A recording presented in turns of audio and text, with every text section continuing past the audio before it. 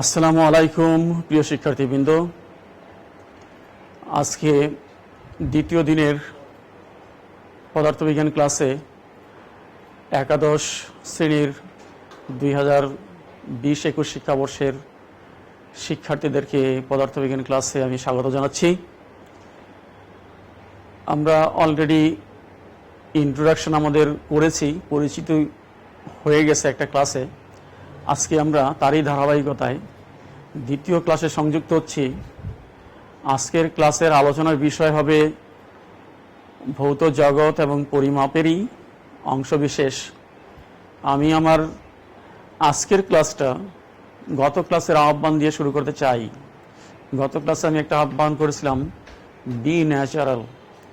আমরা সকলে, আমাদের সকলেরই জন্যই এই আহ্বান থাকুক, বি ন্যাচারাল, অর্থাৎ নেচারের সাথে, প্রকৃতির সাথে আমরা একাত্ম হই, প্রকৃতিকে আমরা সমৃদ্ধ করি, প্রকৃতির আমরা অঙ্গহানি না ঘটাই, প্রকৃতির বিরুদ্ধে না যাই, প্রকৃতির পক্ষে থেকে প্রকৃতিকে যতটুকু সম্ভব প্রকৃতি থেকে আমরা প্রকৃতির উপহার, প্রকৃতির উপকার আমরা গ্রহণ করি। শিক্ষার্থীবৃন্দ, আমরা গত ক্লাসে এই কথাটুকু আমরা ক্লিয়ার করতে চেষ্টা করেছিলাম, হোয়াট ইজ ফিজিক্যাল ওয়ার্ল্ড। আমরা এগুলো ডিফাইন করেছি যে ছোট বস্তু সকল, বড় বস্তু সকল নিয়ে যে জগৎ, সেই জগৎকে বলা হয় ফিজিক্যাল ওয়ার্ল্ড। ওটাকে ন্যাচারাল ওয়ার্ল্ড, ম্যাটেরিয়াল ওয়ার্ল্ড ইত্যাদি নামেও বলা হয়। আজকে আমরা পড়ব, আজকে আমাদের প্রশ্ন হবে, আজকে আমাদের জানার বিষয় হবে হোয়াট ইজ ফিজিক্স। আমরা একটু ফিজিক্স সম্পর্কে ধারণা নেওয়ার চেষ্টা করব। ফিজিক্স হচ্ছে লজ অফ নেচার, হচ্ছে ফিজিক্স। ন্যাচারাল ফিজিক্সকে বলা হয় ন্যাচারাল সায়েন্স। নেচারের যে বিজ্ঞান, যেখানে বস্তু এবং শক্তি, তাদের ধর্ম, প্রকৃতি, তাদের রূপান্তর, তাদের ব্যবহার নিয়ে আলোচনা করা হয়, সেটাকেই বলা হয় পদার্থবিজ্ঞান বা ফিজিক্স। সেখানে পদার্থের, বস্তুর এবং শক্তির, বস্তু এবং শক্তি, এই বস্তুর এবং শক্তির বিভিন্ন বৈশিষ্ট্য, আমি যদি একটু সাহিত্য থেকে কতগুলো ভাষা নিয়ে বলতে চাই তাহলে বলবো, বস্তু এবং শক্তির রূপ, রস, গন্ধ, আনন্দ, এই যে এইগুলো নিয়ে যে আলোচনা হয়, সেই আলোচনাটাই হচ্ছে পদার্থবিজ্ঞান বা ফিজিক্স। সেই জন্য কেউ কেউ এটাকে লিটারেচার অফ নেচারও বলতে চান। এবং এদের সাথে যে আমাদের সম্পর্ক, বস্তুর সাথে শক্তির সাথে যে আমাদের সম্পর্ক, এই সম্পর্কগুলো নিয়েও পদার্থবিজ্ঞানে লেখাপড়া করা হয় বলে এটাকে কেউ কেউ এইভাবে বলেন, টক অফ সারাউন্ডিংস। পরিবেশের সাথে যে কথাবার্তা, সেই কথাবার্তাই হচ্ছে পদার্থবিজ্ঞান। আমার মনে হয় পদার্থবিজ্ঞানকে যদি আমরা ডিফাইন করতে চাই, তাহলে অতি সংক্ষিপ্তভাবে, অতি সংকীর্ণভাবে যদি বলতে হয়, তাহলে এই কথাই বলবো যে বস্তু এবং শক্তির বৈশিষ্ট্য এবং তাদের সম্পর্ক এবং তাদের রূপান্তর, এই হচ্ছে যেখানে আলোচনা করা হয়, সেটি হচ্ছে পদার্থবিজ্ঞান। পদার্থবিজ্ঞানের ব্যাপকতা কত, আমরা গতদিনের ক্লাসে এই ব্যাপকতা সম্পর্কে একটু ধারণা পেয়েছিলাম। যে আমরা এইটুকু জেনেছিলাম যে সাইজ অফ ম্যাক্রো বডিজ ছিল 10⁻25 মিটার, আর সাইজ অফ মাইক্রো বডিজ, তার ডাইমেনশন ছিল 10⁻⁻15।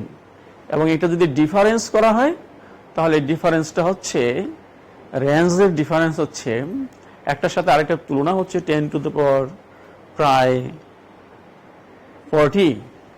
সুতরাং ব্যাপক, এর বিস্তার ব্যাপক।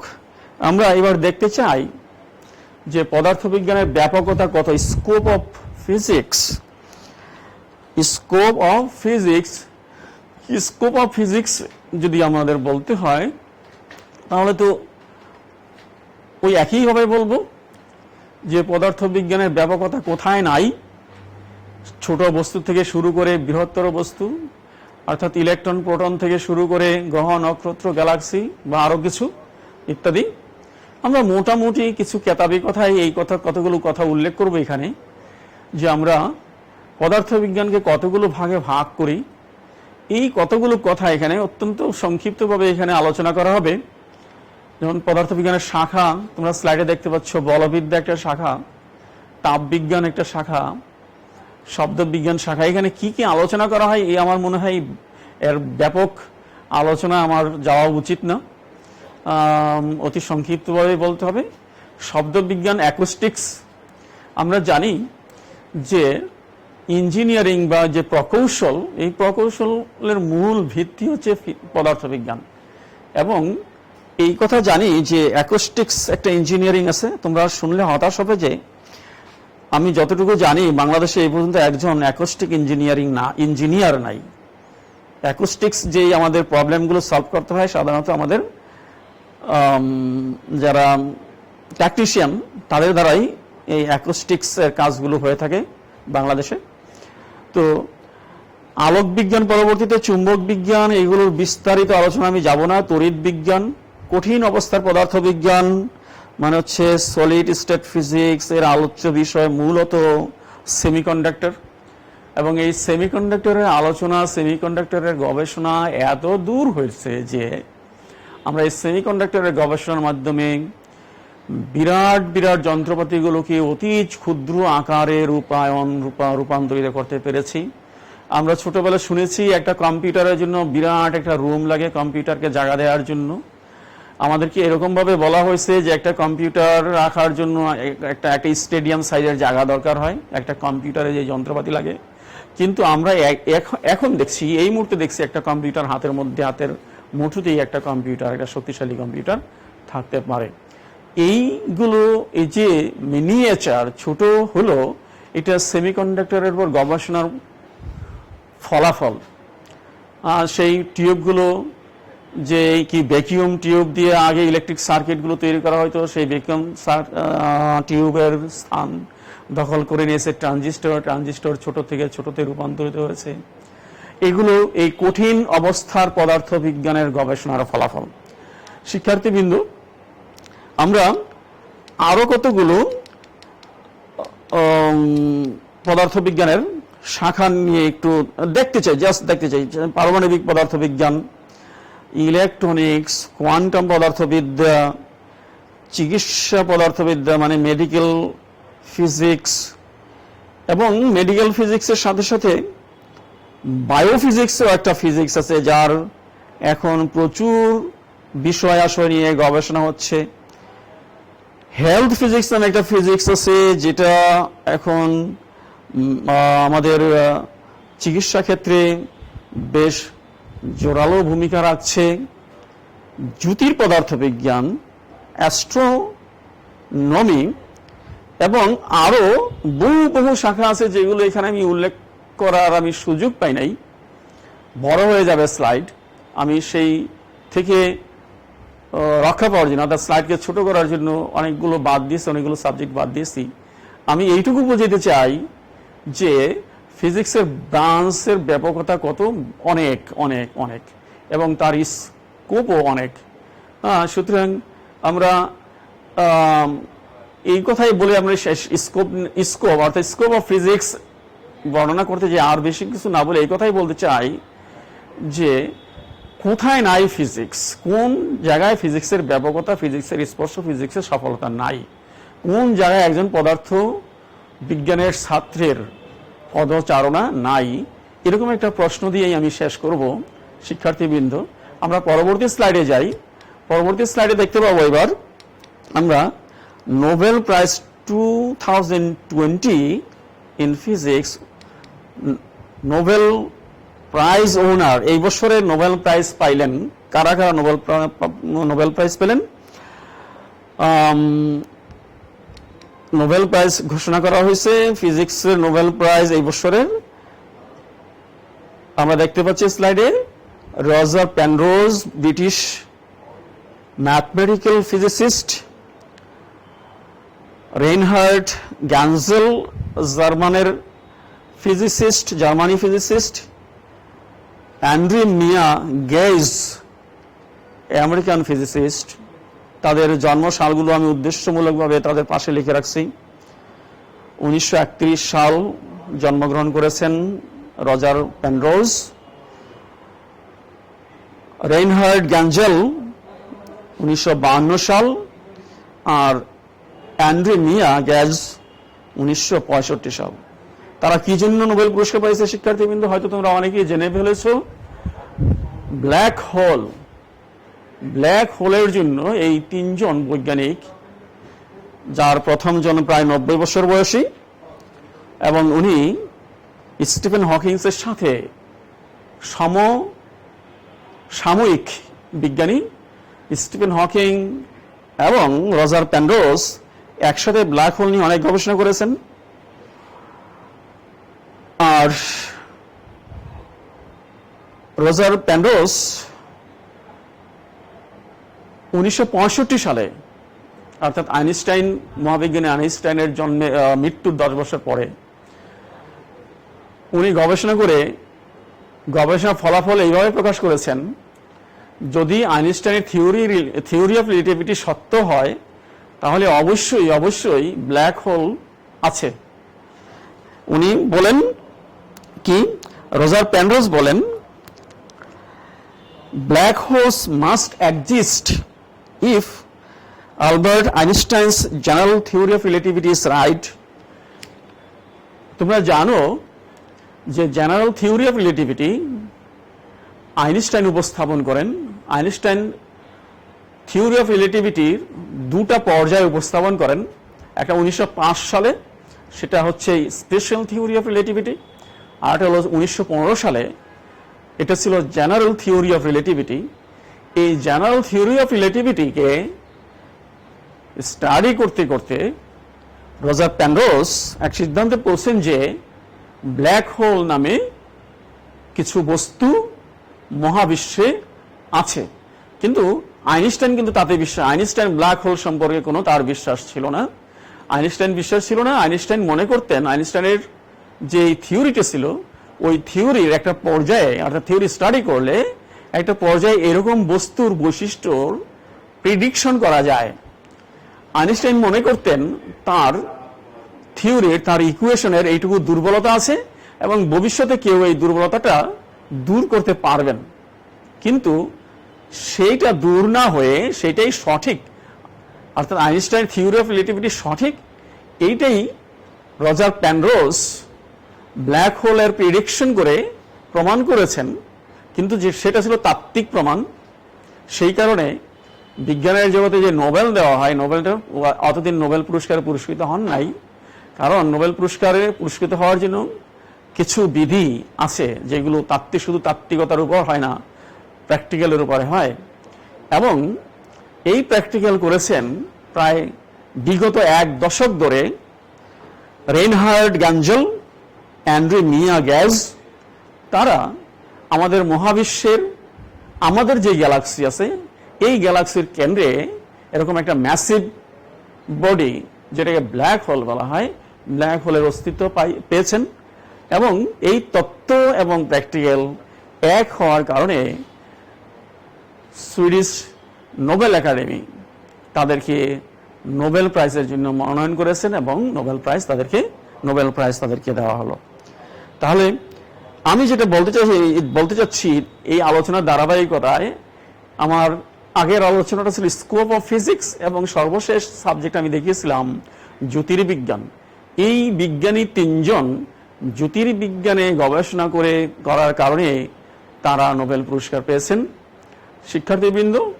এবং এই জ্যোতির্বিজ্ঞানের উপর গবেষণা আমাদের দেশের বহু তরুণ এই জ্যোতির্বিজ্ঞান গবেষণায় নিয়োজিত আছেন, তোমরা জানলে খুশি হবে। আমি এই মুহূর্তে বিভিন্ন বিজ্ঞানীর কিছু কিছু অবদান স্লাইডের মাধ্যমে তোমাদের দেখানোর চেষ্টা করব। আমরা বিজ্ঞানের যে ইতিহাস আমরা জানি, সেই বিজ্ঞানের ইতিহাস সে প্রথম যিনি বিজ্ঞানী হিসেবে আমরা জানি আর্কিমিডিসের কথা আমরা জানি, আর্কিমিডিসের গল্প আমরা জেনেছি। আর্কিমিডিস খ্রিস্টপূর্ব 287 থেকে 212 সাল পর্যন্ত তিনি তরলের প্লবতা এবং লিভার, পুলি এইসব আবিষ্কার করে বিখ্যাত হয়েছেন। তার জ্যামিতির জন্য তিনি বিখ্যাত হয়েছেন। এবং আমরা এই গল্প জেনেছি যে আর্কিমিডিস লিভারের মাধ্যমে বিরাট বিরাট পাথর সৈন্যবাহিনীর উপরে, সৈন্যবাহিনীর জাহাজের উপরে নিক্ষেপ করতে পারতেন দূর থেকে, এবং সৈন্যবাহিনীর জাহাজ ধ্বংস হতো অবলীলায়। সেই বিজ্ঞানী আর্কিমিডিসের ইউরেকা গল্প তোমাদের জানা আছে। এবার আমরা দেখি পরবর্তী বিজ্ঞানী। আমি অতি সংক্ষিপ্তভাবে বলবো, এগুলো বইতে আছে, শিক্ষার্থীবৃন্দ একটু চোখ বুলিয়ে নিলে হবে। গ্যালিলিও কথা জানি আমরা। গ্যালিলিও অত্যন্ত একজন সমাজ সংস্কারক, তখন ধর্ম সংস্কারকও ছিলেন। তিনি ধর্মের বিরুদ্ধে যে, ধর্ম বিশ্বাসের বিরুদ্ধে যে তখন তার গবেষণা প্রকাশ করে নানাভাবে সমাজ দ্বারা নিগৃহীত হলেন। সেই বিজ্ঞানী গ্যালিলিও আমাদের জন্য পরিচিত হচ্ছে তার পরন্ত বস্তুর সূত্রের জন্য, গতির সমীকরণের জন্য, সরল দোলকের জন্য দূরবীক্ষণ যন্ত্রের উন্নয়ন করেছেন। দূরবীক্ষণ যন্ত্র গ্যালিলিও আবিষ্কার করেন নাই। আমার প্রশ্ন থাকবে, দূরবীক্ষণ যন্ত্র কি আবিষ্কার করেছেন? শিক্ষার্থীবৃন্দ, এইবার আমরা যাচ্ছি নিউটন, মহাবিজ্ঞানী নিউটনের কথা তোমরা অনেকেই জানো, বা আমি বলবো অনেকেই, তোমরা কেন, অনেকেই জানে, আমাদের অনেকেই নিউটন সম্পর্কে জানে। মহাকর্ষ সূত্র, ক্যালকুলাস, শব্দের বেগ নিয়ে তার ফ্যারাডে তড়িৎচুম্বকীয় আবেশ যদি আবিষ্কার না হতো তাহলে এই সভ্যতা এই অবস্থায় পৌঁছতো না, এটা নির্দ্বিধায় বলা যাবে। তারপর হচ্ছে মহাবিজ্ঞানী আইনস্টাইনের কথা তো আমরা জায়গায় জায়গায় আমরা জানি। পদার্থবিজ্ঞান মানে হচ্ছে আইনস্টাইনের পদচারণা। আইনস্টাইন কি জন্য বিখ্যাত এগুলো আর বেশি কিছু বলছি না। এইবার আমরা যাচ্ছি সত্যেন্দ্রনাথ বসু। কথাটা আমাদের কাছে বেশ অপরিচিত, ছবিটা আরো অপরিচিত। আমরা কখনোই এই যে বিজ্ঞানের কথা যখন বলবো তখন দেখি নিউটনের কথা আসবে, আইনস্টাইনের কথা আসবে, নিলস বোরের কথা আসবে, তারপরে রাদারফোর্ডের কথা আসবে। এরা কোনো বাংলাদেশি, এই নামগুলো কোনো বাংলাদেশি না, বাঙালি নাম না। অর্থাৎ আমরা বিজ্ঞানের জগতে আমাদের বাংলাদেশি বা বাঙালিদেরকে দেখতে পাই না। আমরা হতাশ হই যে বাংলাদেশে কি বাংলাদেশিরা বা বাঙালিরা কি বিজ্ঞান চর্চা করে না? বিজ্ঞান চর্চা করে না এই কথাটা আমরা জানি না বলে বলতে পারি। আমরা যদি জানতাম, আমরা নিজেদেরকে আমরা চিনি না, আমরা নিজেদেরকে জানি না, নিজেদেরকে চর্চা করি না, সেই কারণে আমরা জানি না। আমরা শুধু ওই ব্রিটিশ বিজ্ঞানী, আমেরিকান বিজ্ঞানী, জার্মানি বিজ্ঞানীদের সম্পর্কে জানি। আমি অনুরোধ করব, আমাদের দেশের বিজ্ঞানী, বহু বিজ্ঞানী আছে যারা, আমি শুনেছি যারা বিদেশে যায়, বিদেশে যেয়ে যখন বিভিন্ন জাদুঘর পরিদর্শন করেন, সেই জাদুঘরগুলোতে আমাদের বাংলাদেশি বিজ্ঞানীদের ছবি টানানো আছে, বহু বাংলাদেশি বিজ্ঞানীর ছবি টানানো আছে। অর্থাৎ বাংলাদেশেরও বহু কৃতি সন্তান বিজ্ঞানের জগতে পরিচিত। সত্যেন বসু একজন, উনি ঢাকা বিশ্ববিদ্যালয়ের শিক্ষক ছিলেন 1900 সালের। শিক্ষার্থীবৃন্দ, 1900 সাল এবং 1900 সাল থেকে 1930 সাল পর্যন্ত বিজ্ঞানের জগতে এক মহা আলোড়ন চলছিল। নতুন বিজ্ঞানের একটা ভিত্তি তৈরি হচ্ছিল। ক্লাসিক্যাল বিজ্ঞান, পুরাতন বিজ্ঞান 1900 সাল পর্যন্ত, 1900 সালের ঠিক কত 1897 সালে স্যার জে থমসন যখন ইলেকট্রন আবিষ্কার করেন, তখন পদার্থ বিজ্ঞানের মধ্যে একটা ব্যাপক একটা আলোড়ন হয়। কি ওই যে পদার্থ বিজ্ঞানের নিয়মগুলো আছে, নিউটনিয়ান মেকানিক্স, নিউটনিয়ান ফিজিক্স, যেগুলো কি আমরা ক্লাসিক্যাল ফিজিক্স বলি, এই ফিজিক্স দিয়ে, এই ফিজিক্সের নিয়ম দিয়া ইলেকট্রন সম্পর্কিত সমস্যাগুলোর সমাধান করা যায় না। এবং পদার্থের আরো ছোট ছোট মাইক্রোস্কোপিক যে ফেনোমেনাগুলো আছে, পদার্থের ভিতরকার যে সমস্যাগুলো যেগুলো আছে সেইগুলো ব্যাখ্যা করা যায় না। বস্তু, কৃষ্ণ বস্তু থেকে যে বিকিরণ বের হচ্ছে সেইগুলো ওই ক্লাসিক্যাল মেকানিক্সে ব্যাখ্যা করা যায় না। তারপরে হাইড্রোজেন অ্যাটমের যখন হাইড্রোজেন অ্যাটম থেকে যে একটা শক্তি বের হয়, ওই শক্তির মধ্যে দুটা ছটা থাকে, এই দুই ছটা শক্তিকে ব্যাখ্যা করা যায় না। অর্থাৎ ফিজিক্স একটা বিরাট সংকটের মধ্যে পড়লো। ঠিক এই সংকটকে উত্তরণ করা হয় 1900 সালে, ঠিক 1900 সালে ম্যাক্স প্লাঙ্ক তার কোয়ান্টাম অফ এনার্জি এই ধারণা মানুষের কাছে উপস্থাপন যখন করে, তখন এই সংকট কাটতে শুরু করে, নতুন নতুন থিওরি ডেভেলপ করা শুরু করে। 1905 সালে আইনস্টাইন তার ফটো ইলেকট্রিক ইফেক্ট একটা তত্ত্ব দেন। এইভাবে নিলস বোর, এইভাবে রাদারফোর্ড, আগে নিলস বোর, এইভাবে ধীরে ধীরে কোয়ান্টাম জগতের কোয়ান্টাম মেকানিক্সের তত্ত্বগুলো ধীরে ধীরে প্রতিষ্ঠিত হতে থাকে। এই সময়ে আমাদের বাংলাদেশের লোকেরা কি করত? এই সময় আমাদের বাংলাদেশের লোক, এই সত্যেন বসু ঢাকা বিশ্ববিদ্যালয়ে বসে বসে তিনিও গবেষণা করেছেন। তিনি কেন, আরো ওই সময় আরো কয়েকজনের নাম আমার সত্যেন বসু, মেঘনাথ সাহা, কেমিস্ট্রির স্যার প্রফুল্লচন্দ্র, আরো অনেকেই।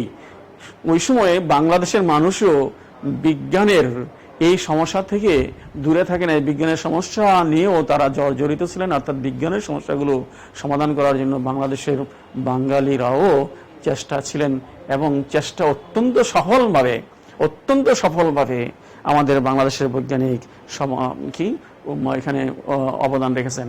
এর মধ্যে সত্যেন বসু, তোমরা জেনে খুশি হবে, সত্যেন বসু তার বোস, এই বসুকে বিদেশের মানুষরা বোস বলে। এই বোস এর একটা থিওরি আছে, থিওরিটার নাম হচ্ছে Bose Einstein distribution. Bose Einstein এর নাম সংযোজন করে দেওয়ার কারণে, আমি অত লেন্দি ইতিহাস বলতেছি না, আইনস্টাইনের নাম এর কাছে সংযুক্ত হয়ে গেছে। বোস একটা গবেষণাপত্র আইনস্টাইনের কাছে পাঠিয়েছিল, সেই গবেষণাপত্রটা বোস আইনস্টাইন গবেষণা হিসাবে প্রকাশিত হলো, এবং সেটা এখনো অতি প্রসিদ্ধ একটা গবেষণা। এবং বসুর নামে এই একটা কণা, জগতের যে কণাগুলো আছে সেই কণাগুলোকে দুই ভাগে বিভক্ত করা হয়, একটা হলো বোসন আর একটা হলো ফার্মিয়ন। শিক্ষার্থীবৃন্দ লক্ষ্য করো, জগতের যত কণা আছে কণাগুলোকে দুই ভাগে ভাগ করা হয়, একটা নাম হচ্ছে বোসন আর একটা নাম ফার্মিয়ন। এই বোসন যে কণাগুলো এই আমাদের সত্যেন বসু নামের সম্মানার্থে তা করা হয়েছে। অর্থাৎ সত্যেন বসুর আবিষ্কারের সম্মানার্থে সত্যেন বসু এইগুলোকে ডিফাইন করতে পেরেছিলেন, এই কণাগুলো এই বৈশিষ্ট্যের, সেই কারণে সেই বৈশিষ্ট্য সম্পন্ন কণাগুলোকে বলা হয় বোসন। এবং এই বোসন ভোজনের যেই কণার কথা উনি তাত্ত্বিকভাবে বলেছেন, সেগুলো পর্যায়ক্রমে কিছুদিন আগেও আমরা দেখেছি বোসন আবিষ্কার করা হচ্ছে, বোসন এখনো আবিষ্কৃত হচ্ছে, নানান ধরনের বোসন আবিষ্কৃত হচ্ছে। শিক্ষার্থীবৃন্দ, আমি একটু বেশি কথা বললাম কারণ এখানে একটা আবেগ জড়িত আছে। আমাদের বাংলাদেশি বিজ্ঞানী সত্যেন্দ্রনাথ বসু, বোস আইনস্টাইন পরিসংখ্যান, বোসন, আরো তার গবেষণা আছে। এই গবেষণার জন্য উনি কয়েকটা নোবেল পুরস্কার পাইতেন, কিন্তু বাংলাদেশে বলে নোবেল পুরস্কার তাকে মনোনীত করা নাই, আক্ষেপের কথা। শিক্ষার্থীবৃন্দ, আরো একজন বৈজ্ঞানিকের নামটা আমি দেখতে পাইলাম, জামাল নজরুল ইসলাম। তোমরা জানো কিনা আমি জানি না। আমি এই ছবিটা তো চিনো সবাই, আশা করি এই ছবি সবাই জানে, স্টিফেন হকিংসের ছবি সবাই জানে, কিন্তু এই ছবিটা কে জানে, কে চিনে শিক্ষার্থীবৃন্দ? এই বাংলাদেশের ছেলে, ঝিনাইদহের ছেলে। কিন্তু ওনার যে গবেষণা, উনিও কসমোলজির ছাত্র, কসমোলজি টিচার, কসমোলজির গবেষক ছিলেন। যেটা আমি পাশাপাশি দুইটা চিত্র দিয়েছি, একটা হকিন্সের চিত্র আর একটা লোকেই জামাল নজরুল ইসলামের চিত্র, ছবি পাশাপাশি রাখার উদ্দেশ্য হচ্ছে দুইজন প্রায় একই রকমের গবেষক, বরং হকিন্স থেকে অনেক উন্নত মানের গবেষণাপত্র আছে জামাল নজরুল ইসলামের, কিন্তু বিজ্ঞানের জগৎ জামাল নজরুল ইসলামকে চিনে না, চিনে হকিন্সের। বিশেষ করে আমরা বাংলাদেশের মানুষ জামাল নজরুল ইসলামকে চিনি না। শিক্ষার্থীবৃন্দ, আমাদের খুঁজতে হবে আমরা কোথায় আছি। তাহলেই আমরা জানতে পারবো আমাদের শক্তি, সামর্থ্য, আমাদের ঐশ্বর্য বিজ্ঞানেও আছে। আমাদের যেমন ইতিহাস সমৃদ্ধ, আমরাও বিজ্ঞানেও পিছিয়ে নাই। শিক্ষার্থীবৃন্দ, তোমাদেরকে একটু উৎসাহ দেওয়ার জন্য আমার এই প্রচেষ্টাটুকু।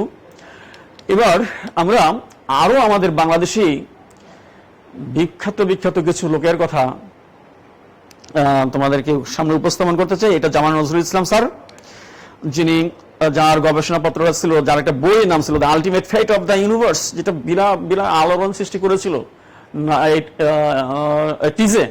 এইটিজে, যেটা অনেক বিশ্ববিদ্যালয়ে পড়ানো হয়। Rotating field in general relativity বলা হতো নজরুল ইসলামকে, বলা হতো জামাল নজরুল ইসলামকে, বলা হতো আইনস্টাইনের থিওরি অফ রিলেটিভিটি যিনি ভালো বুঝেন তিনি হচ্ছেন জামাল নজরুল ইসলাম। জামাল নজরুল ইসলাম সম্পর্কে আরেকটা স্লাইড আছে আমার এখানে, মহাবিশ্বের অন্তিম পরিণতি সম্পর্কে উনি লিখেছেন। এইবার শিক্ষার্থীবৃন্দ নাম দেখো, এফআর খান। কে এফআর খান? এফআর খানের ছবিটা দেখো। এফআর খানকে বলা হতো father of tubular design, father of tubular design. ওনার সময়ে উনি ইঞ্জিনিয়ারদের মধ্যে ফাদার অফ টিউবুলার ডিজাইন নামে পরিচিত ছিলেন। তোমরা জানো শিয়ার টাওয়ার শিকাগো শহরে, যেটা 1450 ফিট উঁচু, এই টাওয়ারের ডিজাইন করেছেন আমাদের বাংলাদেশের ইঞ্জিনিয়ার এফআর খান। সেই সময়ে এফআর খানের নাম অত্যন্ত সগর্বে আমাদের দেশে আমরা, আমাদের লোকেরা এবং প্রকৌশলী সমাজে পরিচিত ছিল এফআর খান। সুতরাং আমরা পিছিয়ে আছি কোথায়? শিক্ষার্থীবৃন্দ, পরের স্লাইডে যাই। পরের স্লাইডে কি আছে? ফিরোজ আলম। কে ফিরোজ আলম? ফিরোজ আলমের ছবিটা দেখতে পেয়েছো?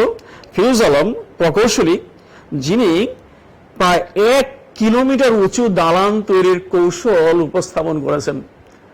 এই 1000 মিটার, 1 কিলোমিটার উঁচু দালান তৈরির কৌশল উনি উপস্থাপন করেছেন। শিক্ষার্থীবৃন্দ, আমাদেরই বাংলাদেশের সন্তান। শিক্ষার্থীবৃন্দ, আমি অনেক বৈজ্ঞানিকদের নাম এখানে উপস্থাপন করছি না এই কারণে যে আমি কিছু বাংলাদেশের ছেলেদের কথা বলতে চাই বলে। শিক্ষার্থীবৃন্দ, রুবাব খান, ইয়াং বয়,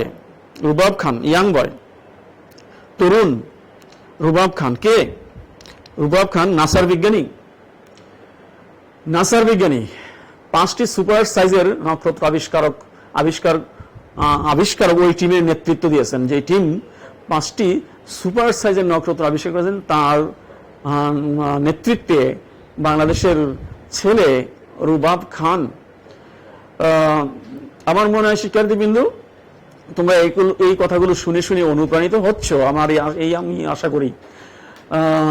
শিক্ষার্থীবৃন্দ, আমরা পরের স্লাইডে দেখি জাহিদ হাসান সম্পর্কে আমরা জেনেছি। জাহিদ হাসান বাংলাদেশের ছেলে। বাইল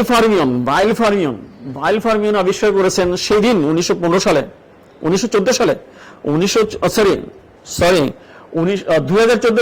2014 সালে তার আবিষ্কার প্রকাশিত হয়। সেটা হলো ফার্মি বাইল ফার্মি কি জিনিস? বাইল ফার্মি 1929 সালে হারমান বাইল তার থিওরির মাধ্যমে প্রিডিকশন করেছিলেন, ভবিষ্যৎবাণী করেছিলেন যে একটা কণা আছে, যে কণাটার নাম হচ্ছে বাইল ফার্মিয়ন। এটা প্রিডিকশন ছিল, এটা ভবিষ্যৎবাণী ছিল, ওটা তাত্ত্বিকতা ছিল। আমাদের ছেলে, বাংলাদেশের ছেলে জাহিদ হাসান এবং তার দল সুইজারল্যান্ডের যে গবেষণা কেন্দ্র সার্ন, সেই সার্নের গবেষণা করে ওনার নেতৃত্বে গবেষণা করে ফলাফল পাওয়া গেল, হ্যাঁ, বাইল ফার্মিয়ন এক্সিস্ট। বাইল ফার্মিয়ন কি করে? বাইল ফার্মিয়নের বাস্তব উপস্থিতি আছে, উনি আবিষ্কার করেছেন বাংলাদেশের ছেলে। শিক্ষার্থীবৃন্দ, আরেকটা slide. Professor Selim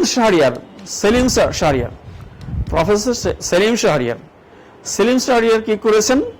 existence of gravitational wave, যেটা 1915 সালে আইনস্টাইন থিওরি অফ রিলেটিভিটিতে প্রেডিকশন করা ছিল যে গ্র্যাভিটেশনাল ওয়েভ জগতে আছে, থিওরি ছিল। সেটা আমরা বিরাট প্রকাশনার মাধ্যমে, বিরাট একটা কি বলে এটাকে, কি বলা, সংবাদ সম্মেলনের মাধ্যমে দেখতে পাইলাম যে সেটা আবিষ্কার হয়ে গেছে।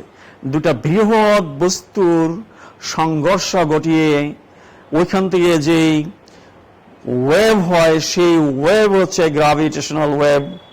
আমার মনে হয় শিক্ষার্থীবৃন্দ, তোমরা যদি একটু ওয়েবে এগুলো সার্চ দাও তাহলে এই এক্সপেরিমেন্টটা দেখতে পাবে। শিক্ষার্থীবৃন্দ, এই হলো আমাদের, এই কেন আরো বহু বহু আমাদের ইয়াং ছেলেরা বিদেশের মাটিতে বিভিন্ন গবেষণা, প্রসিদ্ধ গবেষণা প্রতিষ্ঠান, নাসা, সার্ন, গুগল, এরকম বিরাট বিরাট গবেষণা প্রতিষ্ঠানে, গুগল, আরো গবেষণা প্রতিষ্ঠানে, বেল ল্যাবরেটরিতে, অনেক ল্যাবরেটরিতে আমাদের গবেষকগণ তাদের নিরন্তর গবেষণায় তাদের মেধা খাটিয়ে তাদের বিজ্ঞানের অগ্রগতিতে এক গুরুত্বপূর্ণ ভূমিকা রেখে চলেছে। শিক্ষার্থীবৃন্দ, আমাদের এই উপস্থাপনার উদ্দেশ্য হচ্ছে তোমরাও বোগ বাঁধো, সাহসে বোগ বাঁধো, আগ্রহে বোগ বাঁধো যে আমরাও পিছিয়ে নেই। এই আমরা বলি যে বাংলাদেশের মতো জায়গায় কি গবেষণা হবে, কি লেখাপড়া করা হবে, না, আমরাও পারি, আমরাও পারবো, আমরাও করতে পারি, আমাদের পূর্ব শরীরা করেছেন, সুতরাং আমরাও এই পিছিয়ে নেই, আমরাও পিছিয়ে থাকবো না। এই উদ্দেশ্যে আমার এই উপস্থাপনা। শিক্ষার্থীবৃন্দ, তাহলে এইখানেই থাকুক আমাদের কি বলা হয় বৈজ্ঞানিকদের পরিচয়। এবার আমরা যাব একটু আমাদের টেক্সটে যাব। টেক্সটে যাব। টেক্সটে কি আছে? পরিমাপ, হোয়াট ইজ মেজারমেন্ট। এটা আমাদের টেক্সট কি পাঠ্যের বিষয়। পরিমাপ কি, হোয়াট ইজ মেজারমেন্ট। শিক্ষার্থীবৃন্দ, পদার্থবিজ্ঞানের আলোচনার বিষয় হচ্ছে বস্তুকে পর্যবেক্ষণ করা। একজন পদার্থ বিজ্ঞানের জানার লোক বা না জানা লোক, পদার্থবিজ্ঞান জানে না এমন লোকও পদার্থ অবজার্ভ করে, দেখে। এই যে দেখা, এই দেখাটাকে যদি সংরক্ষণ করে তাহলে সেটা হয়ে যায় পরিমাপ। আমি একটা কি করলাম, আমি একটা টেবিল, এই যে এই টেবিল কি এইরকম একটা, এটার দৈর্ঘ্য, এটার দৈর্ঘ্য দেখলাম। এই দৈর্ঘ্যটা কত দেখলাম, এইটা যদি আমি লিখে রাখি সেটাই হবে পরিমাপ। অর্থাৎ কোনো পর্যবেক্ষণকে যখন লিখে রাখা হবে সেটাই হবে পরিমাপ। পরিমাপ হলো কি? Recording of observation. Recording of observation হচ্ছে measurement. Recording the observation is measurement. কোনো কিছু দেখে লিখে রাখার নাম হচ্ছে কি? পরিমাপ। পদার্থবিজ্ঞানের সবকিছুই দেখা হয়, সুতরাং পদার্থবিজ্ঞানের সবকিছুই পরিমাপ, পদার্থবিজ্ঞানের সবকিছুই পরিমাপ সংশ্লিষ্ট আছে। এই পরিমাপ করতে গিয়ে আমরা যখন আবার লিখবো, লেখার ক্ষেত্রে কতগুলো নিয়ম কানুন আমরা মানব, সেই নিয়ম কানুনগুলো একটু একটু করে আমাদের শিখে ফেলতে হবে। যেমন আমরা যখন লিখি, এটা এই দৈর্ঘ্যটা যখন লিখবো, এই যে একটা দৈর্ঘ্য যখন আমি লিখবো, এটা এই যে আমার হাতে এরকম একটা কাঠি আছে। এই কাঠিটার দৈর্ঘ্যটা যখন আমি লিখবো তখন কিভাবে লিখবো, আমি দৈর্ঘ্যটার কাঠি লিখবো কিভাবে? এটা দৈর্ঘ্য মাপবো, মাপবো এইভাবে হাত দিয়ে মাপবো, এইভাবে হাত দিয়ে মাপবো। এক হাত, এইখান থেকে এই যে শুরু করে এইখান থেকে এই পর্যন্ত এক হাত। এটার থেকে আমার 2 হাত। 2 লিখবো কিভাবে? 2 হাত। লিখবো কিভাবে? 2 হাত, এইভাবে লিখবো 2 হাত। 2 হাত। শিক্ষার্থীবৃন্দ, এই 2 হাত লেখার প্রচলন এখন নাই। এখন একটা জগৎ জুড়িয়া সারা জগতে একই একটা সিস্টেম তৈরি করা হয়েছে। সেটা হলো কি? সেটাকে বলা হয় কি? SI, systemic internationally, systemic international আন্তর্জাতিক পদ্ধতি। আন্তর্জাতিক পদ্ধতিতে এটা লিখবো কি, এটা হবে 1 মিটার। এটা হবে কি 1 মিটার। শিক্ষার্থীবৃন্দ কি লিখলাম, 1 মিটার। 1 মিটার এইখানে একটা কি তার পরিমাণ বুঝায় এরকম একটা সংখ্যা লেখা হলো, আর এইটা কিভাবে মেপেছি সেটা লেখা হলো। এটাকে বলা হয় একক। এটাকে বলা কি, এটাকে বলা হয় একক, এটাকে বলা হয় ইউনিট। হ্যাঁ, এটা পরিমাপের রেফারেন্স। হ্যাঁ, এটা পরিমাপের, এটা একটা 1 মিটার। এটার দ্বিগুণ হলে 2 মিটার হবে, কোনো কিছু দৈর্ঘ্য যদি এর দ্বিগুণ হয় তাহলে 2 মিটার হবে। এইভাবে একটা নিয়ম আছে, নিয়মগুলো তোমাদের জানা আছে, এই নিয়মগুলো নিয়ে আমি বেশি সময় নষ্ট করবো না। এইভাবে মাপার জন্য আমাদের কতগুলো রাশি আছে, এই রাশিগুলো একেবারেই ইন্ডিপেন্ডেন্ট। ইন্ডিপেন্ডেন্ট মানে এর পরিমাপ হচ্ছে একেবারে স্বাধীন। এর পরিমাপ অন্য দ্বারা কি বলা হয়, ক্যালকুলেট করতে হয় না। একেবারে এই পরিমাপটা সোজাসুজি মাপতে হয়। যেমন দৈর্ঘ্য সোজা মাপতে হবে, ভর সোজাসুজি মাপতে হবে, সময় সোজাসুজি মাপতে হবে। এইভাবে কিছু কোয়ান্টিটি আছে, কিছু রাশি আছে, যেই রাশিগুলো ইন্ডিপেন্ডেন্ট, সেইগুলোকে বলে মৌলিক রাশি, ফান্ডামেন্টাল কোয়ান্টিটিস। সেগুলোকে বলা হয় কি মৌলিক রাশি, সেগুলোকে বলা হয় ফান্ডামেন্টাল কোয়ান্টিটিস। যেমন লেন্থ, এটাকে এম দ্বারা প্রকাশ করা হবে, দৈর্ঘ্য মিটার দৈর্ঘ্য, তারপরে মাস কেজি দ্বারা প্রকাশ করা হবে, time second, temperature, electric current A, luminous intensity দীপন তীব্রতা, অ্যামাউন্ট অফ ম্যাটার মল। এই 7টা হচ্ছে শিক্ষার্থীবৃন্দ, এই 7টা হচ্ছে মৌলিক রাশি, এবং এই এককগুলো মৌলিক একক। আর বাকি যে পরিমাপগুলো আছে সেই পরিমাপগুলো হচ্ছে আমাদের জন্য, ওগুলোকে বলবো আমরা কি, ওগুলোকে বলবো রিজাল্টেন্ট কোয়ান্টিটি। রিজাল্টেন্ট কোয়ান্টিটি, প্রাপ্ত, ডিরাইভড কোয়ান্টিটি। যেমন আমরা যদি ক্ষেত্রফলের কথা বলি, ক্ষেত্রফল হচ্ছে এইটার ক্ষেত্রফল কি, এইটার ক্ষেত্রফল যদি মাপি তাহলে কি করব, এটার দৈর্ঘ্য মাপতে হবে, আর দৈর্ঘ্য, এটার দৈর্ঘ্য, এটার দৈর্ঘ্য, এই দৈর্ঘ্য, আর এই প্রস্থ, দৈর্ঘ্য প্রস্থের গুণফল হবে ক্ষেত্রফল। হ্যাঁ, ক্ষেত্রফল কিন্তু মৌলিক রাশি না, কারণ ক্ষেত্রফল দৈর্ঘ্য দুইটা দৈর্ঘ্যের গুণফল হচ্ছে ক্ষেত্রফল। সুতরাং ক্ষেত্রফল হচ্ছে রিজাল্টেন্ট কোয়ান্টিটি, ক্ষেত্রফল হচ্ছে লব্ধ রাশি, ক্ষেত্রফল হচ্ছে যৌগিক রাশি, মৌলিক রাশি না। একইভাবে আমরা যদি ঘনত্বের কথা বলি, বস্তুর ঘনত্ব জানার জন্য কি লাগবে, ভর লাগবে, আয়তন লাগবে, আবার আয়তনের জন্য দৈর্ঘ্য লাগবে। আয়তন হচ্ছে কি যৌগিক রাশি, এবং ঘনত্ব কি যৌগিক রাশি, বিকজ ঘনত্ব হচ্ছে কি ভর ভাগ আয়তন। ভর মৌলিক রাশি, আয়তন যৌগিক রাশি। মৌলিক রাশি যৌগিক রাশির থেকে প্রাপ্ত যে রাশি, সেই রাশিও যৌগিক রাশি, সেগুলো হচ্ছে রিজাল্টেন্ট কোয়ান্টিটি। এইগুলো হচ্ছে নানান কোয়ান্টিটি, যত কোয়ান্টিটি আছে এই 7টা কোয়ান্টিটি ছাড়া বাকি সবই হচ্ছে কি যৌগিক রাশি, বাকি সবই হচ্ছে যৌগিক রাশি। শিক্ষার্থীবৃন্দ, তাহলে আমরা বোধহয় পরিমাপ সম্পর্কে জেনে ফেললাম। হ্যাঁ, তাহলে what is measurement? Recording of observation is measurement.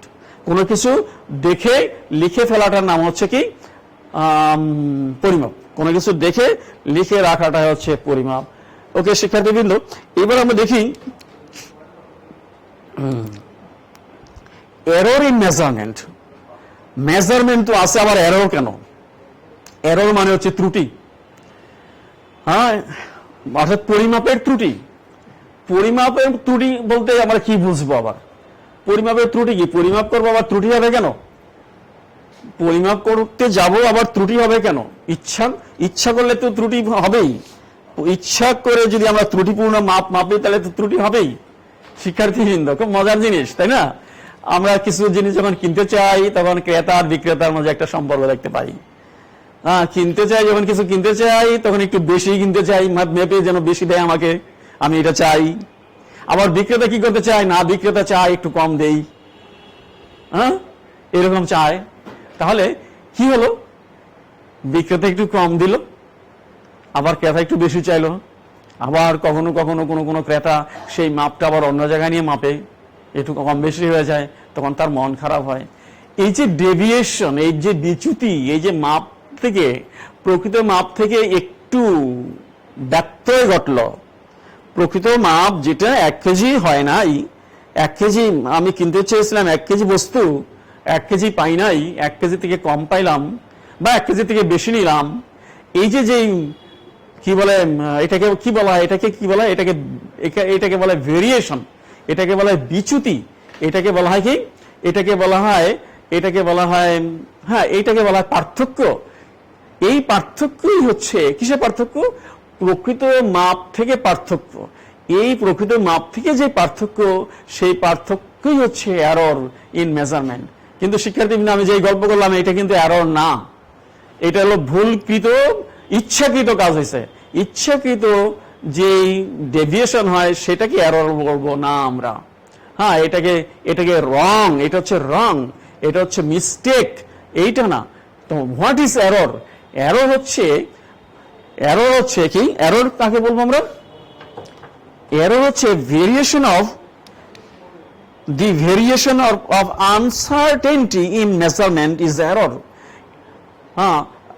Error is the amount of quantity. error হচ্ছে বস্তুর একটা পরিমাণ, যেই পরিমাণটা সঠিক মাপের সাথে যুক্ত করতে হবে। সঠিক মাপের সাথে যুক্ত করলে মাপটা ঠিক হবে। error is the amount of quantity that is to add to true value. সত্যিকার যে মাপ, সেই মাপের সাথে যেই পরিমাণটুকু যোগ করব সেই পরিমাণটুকু হচ্ছে এরর। এবং এই এরর কখনোই ভুল নয়, এই এরর কখনোই রং নয়, এই এরর কখনোই মিস্টেক নয়। এই এরর হচ্ছে কি, এই এরর হচ্ছে অনিবার্য, এই এরর হচ্ছে অলঙ্ঘনীয়। এই এররকে পরিমাপ থেকে দূর করা যায় না। এই এরর হচ্ছে কি, পরিমাপের সাথেই থাকবে। অর্থাৎ আমরা যখন পরিমাপ করতে যাই তখন পরিমাপের সাথে সাথে কিছুটা ত্রুটি হবেই হবে। এই যে ত্রুটি, এই ত্রুটির নাম হচ্ছে এরর। কেন এত জোর দিয়ে বলছি হবেই হবে? হ্যাঁ, ত্রুটি হবেই হবে, কারণ আমরা পরিমাপ করি। এই যে আমার হাতে যে স্কেলটা আছে, এই স্কেলটা দিয়ে একটা জিনিস পরিমাপ করবো, তো এইটা দিয়ে আমরা কি পরিমাপ করতে পারি? এখানে কিভাবে দাগ কাটা আছে, এখানে মিটারে দাগ কাটা আছে, প্রথমত মিটারে দাগ কাটা আছে, মিটার দাগ কাটা আছে, 1 মিটার মাপতে পারবো। কিন্তু যে বস্তুটা 1 মিটার থেকে বেশি, সেটা কি বলবো? সেটা তো মাপতে পারবো না, তাহলে সেইটুকু ত্রুটি হবে। আবার এখানে মিটারের পরে আবার সেন্টিমিটারও দাগ কাটা আছে, 100 সেন্টিমিটার। তাহলে এখানে আমরা কি করতে পারি? সেন্টিমিটার পর্যন্ত মাপতে পারি। অর্থাৎ কোন বস্তু যদি 90 সেন্টিমিটার 90 সেন্টিমিটার মাপলাম, কোন বস্তু যদি 91 সেন্টিমিটার 91 সেন্টিমিটার মাপলাম। কিন্তু 90 এবং 91 সেন্টিমিটার মাঝখানে যদি বস্তু হয়, সেই বস্তুকে তো মাপতে পারবো না। সে বস্তুকে তাহলে বলবো কি করে? আমরা বলবো এইভাবে, আমরা তো এইভাবে বলে ফেলবো যে এই বস্তুটার দৈর্ঘ্য কত, এবং দৈর্ঘ্য 90 পয়েন্ট, যে বাকিটুকু কত অনুমান করে লিখলাম 5 সেন্টিমিটার। কি 90.5 সেন্টিমিটার, এই 5 সেন্টিমিটার মাপা হয় নাই, এটা দিয়ে মাপা যায় না। সুতরাং এইটুকু হচ্ছে এরর। সুতরাং আমি বলছিলাম যে প্রত্যেকটা মাপের সাথে এরর থাকবেই। কেন থাকবে? আমি যন্ত্র আরো সূক্ষ্ম করে নেই, তাহলে তো থাকবে না। হ্যাঁ, আরো সূক্ষ্ম করে নেই, আমার কাছে আরো একটা যন্ত্র আছে, এই যন্ত্রটা দিয়ে সেন্টিমিটারের পরেও আরো কিছু মাপা যায়। স্লাইড ক্যালিপার্স আছে,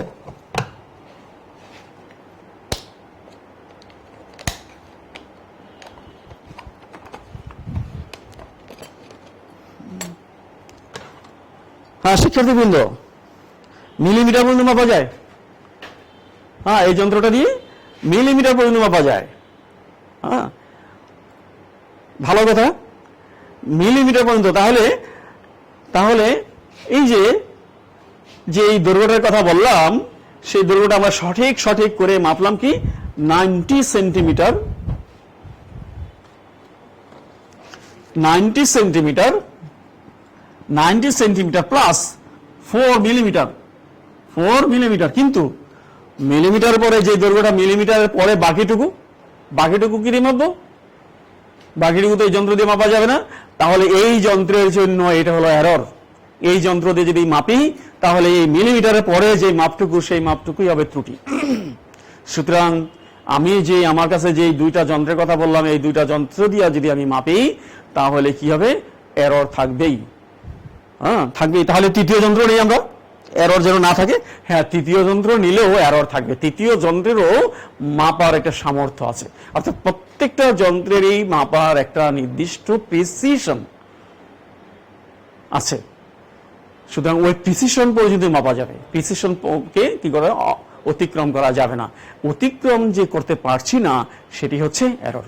সুতরাং এই কথা কি আমি বলতে পারি যে every measurement is associated with its error, অর্থাৎ প্রত্যেকটা মেজারমেন্টেরই ত্রুটি থাকবেই, অর্থাৎ প্রত্যেকটা মেজারমেন্টের ত্রুটি হচ্ছে সঙ্গী।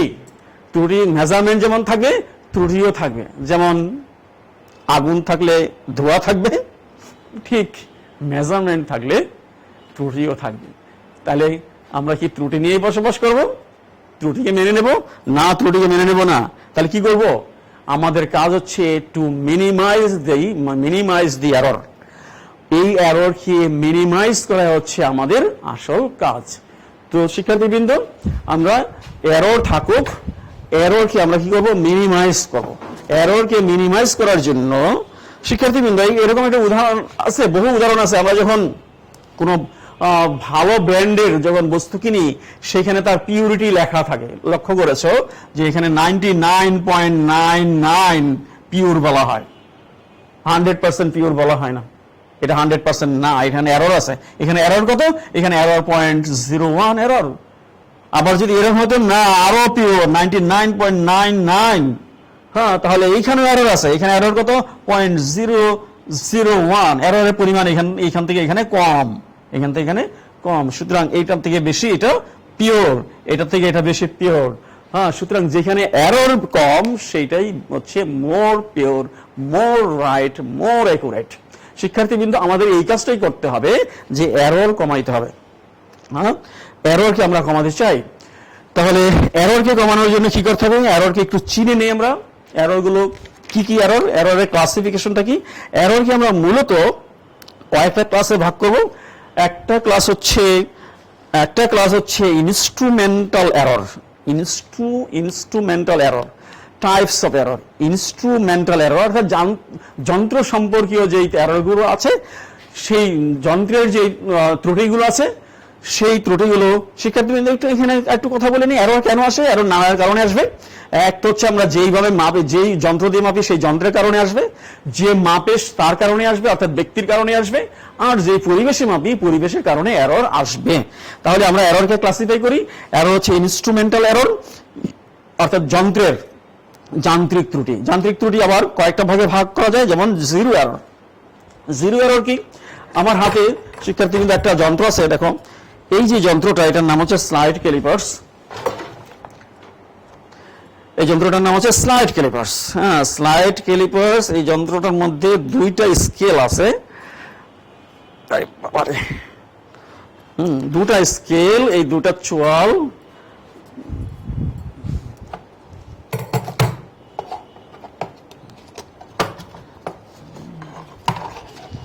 এই যন্ত্রটা দেখাই, এইটাকে বলা হয় কি? স্ক্রু গজ। না, স্ক্রু গজ। হ্যাঁ, ঠিক আছে, স্ক্রু গজ। স্ক্রু গজ। এই দুটা স্কেল আছে, দুটা স্কেল আছে, দুটা স্কেল যখন মিলানো হবে, দুটা স্কেলের 0 মিলবে। দুটা স্কেলের 0 দিয়ে শুরু, স্কেল শুরু। সুতরাং দুটা স্কেল যখন এবার মিলবে 0 মিলতে হবে। 0 মিললে কি ইনস্ট্রুমেন্ট ইজ রাইট। আর যদি না মিলে তাহলে ইনস্ট্রুমেন্ট ইজ কি ইজ ফল্ট। তার ত্রুটি আছে। That is the zero error, অর্থাৎ 0 দাগ যদি না মিলে তাহলে ওটাকে বলবো আমরা zero error. Zero error, instrumental error. Instrumental হলো জিরো এরর।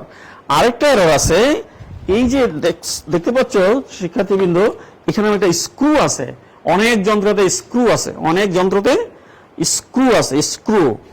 এই যে স্ক্রুগুলো ডান দিকে ঘুরে, বাম দিকেও ঘুরে। কিন্তু কখনো কখনো এগুলো যখন আমরা বেশি ব্যবহার করি, ডান দিকে ঘুরলে যতটুকু নামবে, বাম দিকে ঘুরলে ঠিক ততটুকু উঠবে না। উঠার কথা, ডান দিকে ঘুরলে নামবে আর বাম দিকে ঘুরলে উঠবে, যতটুকু উঠবে ততটুকুই নামবে, এরকম ঘটনা। কিন্তু বেশি ব্যবহারের কারণে এই যন্ত্রগুলো একদিকে যতটুকু নামবে উল্টা দিকে ততটুকু উঠবে না। এর নাম হচ্ছে ব্যাকল্যাশ এরর, এর নাম হচ্ছে পিছর ত্রুটি, যন্ত্রের ত্রুটি। আরেকটা ত্রুটি আছে, লেভেল ত্রুটি বলা হয়। লেভেল ত্রুটি, লেভেল ত্রুটি আমাদের অতি পরিচিত।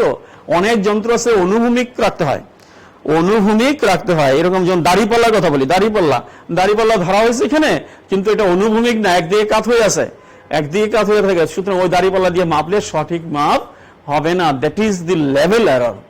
হ্যাঁ, ওটা হচ্ছে লেভেল এরর। তাহলে আমরা ইনস্ট্রুমেন্ট এররকে তিনটা ভাগে ভাগ করলাম। একটা হলো জিরো এরর, একটা হচ্ছে ব্যাকল্যাশ এরর, পিছর ত্রুটি, আর একটা হলো কি লেভেল এরর। এবার আসি যে ব্যক্তি দেখেন তার ত্রুটি নিয়ে। হ্যাঁ, যিনি মাপছেন তার ত্রুটি থাকবে। এটার নাম হচ্ছে অবজারভেশনাল এরর। হ্যাঁ, এটা ব্যক্তির উপর নির্ভর করে। অবজারভেশনাল এরর এটা হলো কি পার্সোনাল, এটার মধ্যে পার্সোনাল ব্যক্তির ত্রুটি। আবার অনেক সময় যে যন্ত্রটা ব্যবহার করা হচ্ছে, যেমন স্কেলের কথা বলি, এই যে স্কেলের কথা বলছি, এই স্কেল, এই যে স্কেলের কথা বলছি, এই স্কেলের শূন্য দাগ কোথায় আছে, যেটা শুরু করব, এই যে শূন্য দাগ, এটা সঠিক স্থান থেকে শুরু হয় নাই, বা এটা কি হয়েছে, এই যে জিরো দাগটা ব্যবহারের কারণে অস্পষ্ট হয়ে গেছে, সেইখান থেকে সেই অস্পষ্ট স্কেল দিয়ে যদি আমরা মাপি, সেখানে ত্রুটি হতে পারে। সেই ত্রুটিকে বলবো আমরা কি এন্ড মার্ক এরর, অর্থাৎ প্রান্ত দাগ ত্রুটি, প্রান্ত দাগ ত্রুটি। শিক্ষার্থীবৃন্দ, আর একটা ত্রুটি আছে, সেই ত্রুটির নাম হচ্ছে লম্বন ত্রুটি, প্যারালাক্স। হ্যাঁ, লম্বন ত্রুটি কেমন, একটু লম্বন ত্রুটি আমরা ইয়েটা দেখে নেই। স্লাইডে পরে আসবো, লম্বন ত্রুটি স্লাইডে পরে আসবো। আমরা আরেকটা স্লাইড দেখে নিই। অবজারভেশনাল এরর, আমি একটু লম্বন ত্রুটির কথা পরে বলবো শিক্ষার্থীবৃন্দ। র্যান্ডম এরর, র্যান্ডম এরর কি, র্যান্ডম অথবা statistical error, statistical error, random error, অর্থাৎ এটার নাম হচ্ছে কি র্যান্ডম এরর। র্যান্ডম এরর হচ্ছে, র্যান্ডম এরর মানে হচ্ছে কি, এটাও এক ধরনের অবজারভেশনাল এরর। হ্যাঁ, এটা হচ্ছে কি যে কোনো সময় এটা ত্রুটি হতে পারে। যেমন আমি একটা সরল দোলক, সরল দোলকের সময় নির্ণয় করব। সরল দোলক, এই দিয়ে ফোকাস করতে পারবা, এটা এটা এইখানে।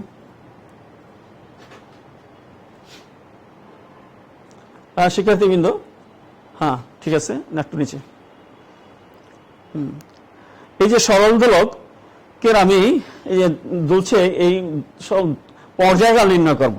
পর্যায়কাল নির্ণয় কিভাবে করব, এখান থেকে শুরু হয়েছে, আমি যদি স্টপ ওয়াচ অন করি, আবার ফিরে যখন আসবে স্টপ ওয়াচ অফ হইলে এই পর্যায়কাল নির্ণয় করা হলো। এবং এটা কয়েকটা দোলনের পর্যায়কাল একসাথে নির্ণয় করা হয়, 10টা 12টা দোলনের পর্যায়কাল নির্ণয় করতে হয়। তাহলে পর্যায়কাল নির্ণয় করার জন্য কি করতে হবে, স্টপ ওয়াচ নিতে হবে। Stop watch, stop watch, stop watch start করতে হবে যখন কোনো এক পর্যায়ে এটা যখন দুলতেছে, এই ধুলে এখানে যখন আসো স্টপ ওয়াচ অন করতে হবে, এই আবার স্টপ ওয়াচ অফ করতে হবে। কিন্তু এই অফ করা অন করা ঠিক মতো হবে না। অর্থাৎ এটা যখন সর্বোচ্চ অবস্থানে আছে তখন স্টপ ওয়াচ অন হবে, আবার যখন সর্বোচ্চ অবস্থানে আছে স্টপ ওয়াচ অফ হবে। এই অন হওয়া আর অফ হওয়াটা ঠিক মতো হবে না, কখনো কম হবে কখনো বেশি হবে। এই কখনো কম হওয়া কখনো বেশি হওয়া, ঠিক করে না হওয়া, এটার নাম হচ্ছে র্যান্ডম এরর। র্যান্ডম মানে বিচ্ছিন্ন ত্রুটি। এই ত্রুটির কোনো সীমা পরিসীমা নাই, এটা কম হবে না বেশি হবে সেটা বলা যায় না, এটা কম হতে পারে বেশি হতে পারে ইত্যাদি। এই ধরনের যেই ত্রুটিগুলো আছে সেগুলোকে বলা হয় র্যান্ডম এরর। তারপরে আছে কি সিস্টেমেটিক এরর। সিস্টেমেটিক হচ্ছে কি, এটা প্রথাগত ত্রুটি হবে, সিস্টেমের কারণে ত্রুটি হবে। এই ত্রুটিটা কেমন, সিস্টেমের কারণে ত্রুটি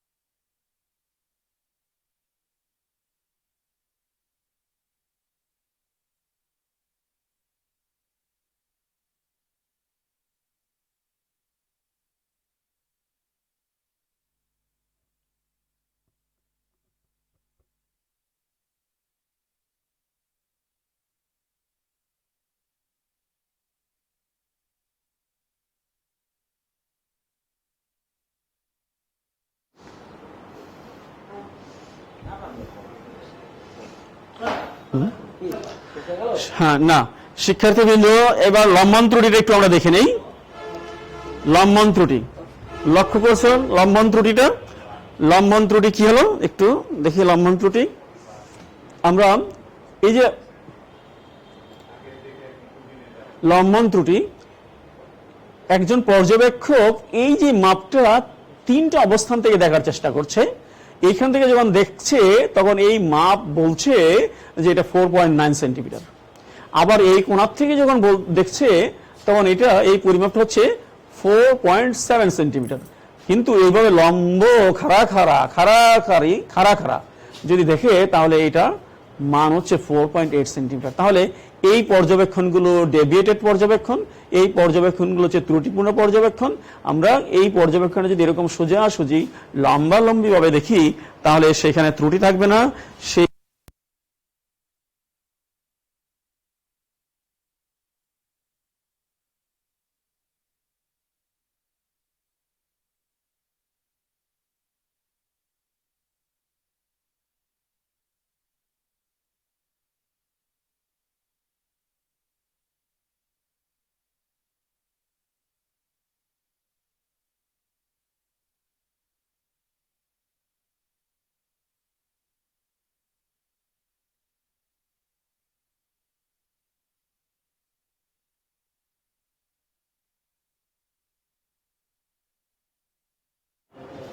লাগবে আছে না, আমি শেষ করে দিচ্ছি।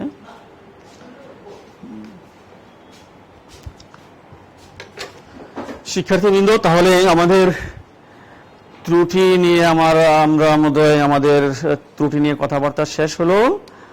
এইবার আর কি আছে শিক্ষার্থীবৃন্দ? বাকি আর 5টা মিনিট আমি তোমাদের সাথে কথা বলতে চাই। এটা পাঠের বিষয় না। শিক্ষার্থীবৃন্দ, চিত্রটা দেখতে পাচ্ছ? একটা লোক একটা খাল পার হওয়ার জন্য লাফ দিল না, কিন্তু আমার মনে হয় এই লাফ দিয়ে সে খাল পার হতে পারবে না, খালের মধ্যেই পড়বে না। তাহলে কি করতে হবে শিক্ষার্থীবৃন্দ? একটু তার পিছনে যেতে হবে, খালের পার থেকে পিছনে যেয়ে গতি সঞ্চার করতে হবে, কাইনেটিক এনার্জি গেইন করতে হবে। পর্যাপ্ত পরিমাণ কাইনেটিক এনার্জি গেইন করে যদি লাভ দেয় তাহলে তার ওই পারে যাওয়ার সম্ভাবনা আছে। আমি বলতে চাচ্ছি তোমরা কোথাও দুর্বল থাকতে পারো, সেই দুর্বলতা কাটানোর জন্য পিছনে যেতে হবে। দুর্বল কোথায় আছো? পিছনে দুর্বলতা। সেই দুর্বলতা কাটিয়ে উঠে আবার শক্তি সঞ্চয় করে কি করতে হবে? লাভ দিতে হবে। আমি বলতে চাই, যদি কোথাও ম্যাথের কোথাও দুর্বলতা থাকে, আগের ক্লাসের গণিত বইটা ভালো করে পড়ো। সেই দুর্বলতা কাটিয়ে উঠে আবার নতুন শক্তি নিয়ে লেখাপড়া করো। শিক্ষার্থীবৃন্দ, কোথাও দুর্বলতা রাখা যাবে না। কোথাও শক্তি শরীরের মধ্যে শক্তি থাকতে হবে, শরীরের মধ্যে শক্তি থাকতে হবে, ব্রেনে শক্তি থাকতে হবে। এই শক্তি নিয়ে পদার্থবিজ্ঞান পড়তে হবে। আর শিক্ষার্থীবৃন্দ, আমি আরেকটু কথা বলতে চাই। আমি গত ক্লাস করেছি, গত ক্লাসে অনেক কমেন্ট আসছে, অনেক কমেন্ট। সুতরাং কমেন্টগুলো আমার দেখতে হয়েছে। আমি সবগুলো কমেন্ট দেখতে পারি নাই সিস্টেমের কারণে, তবে অনেকগুলো কমেন্ট দেখেছি এবং অধিকাংশই আমাকে আসসালামু আলাইকুম স্যার জানিয়েছো, আসসালামু আলাইকুম বলেছো। আমি সকল আসসালামু আলাইকুমদেরকে ওয়ালাইকুম আসসালাম বলে সালাম গ্রহণ করেছি। শিক্ষার্থীবৃন্দ, তোমাদেরকে ওয়ালাইকুম আসসালাম জানাচ্ছি। আর আমার বক্তব্যে কিন্তু এই কথা ছিল না। একজন লিখেছে যে মিল্কি ওয়ে গ্যালাক্সির থেকে কি বড়? না, আমার বক্তব্য এই কথাটা ছিল না। আমার বক্তব্য ছিল গ্যালাক্সিরই একটা অংশ হচ্ছে মিল্কি ওয়ে।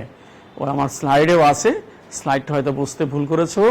ওখানে বলা আছে মিল্কি ওয়ে গ্যালাক্সির একটা ক্ষুদ্র অংশ। এই কথাটা এইভাবে লেখা আছে, গ্যালাক্সি ক্ষুদ্র অংশ না।